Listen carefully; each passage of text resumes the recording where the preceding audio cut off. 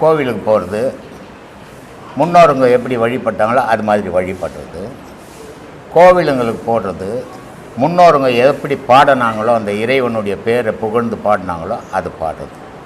இது ரெண்டுமே சரியை சரியை. இது சராசரி மனிதனுடைய நிலை. யோகம் ஞானம் 4 பதங்கள் இருக்குது.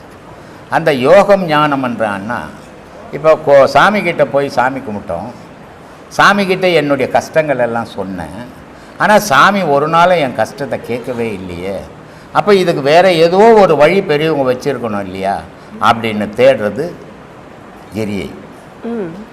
அப்போது அந்த ஒவ்வொரு கடவுளுக்கும் ஒவ்வொரு பேர் இருக்குது. அந்த பேர் வச்சு அந்த பேரில் புகழ்ந்து அந்த கடவுளை பாடுறார். பாடும்போது அது ஏதாவது பதில் கிடைக்குதா அப்படின்னு பார்க்குறாங்க. அப்பவும் பதில் கிடைக்கல, ஆனால் மன சந்தோஷம் கிடைக்குது.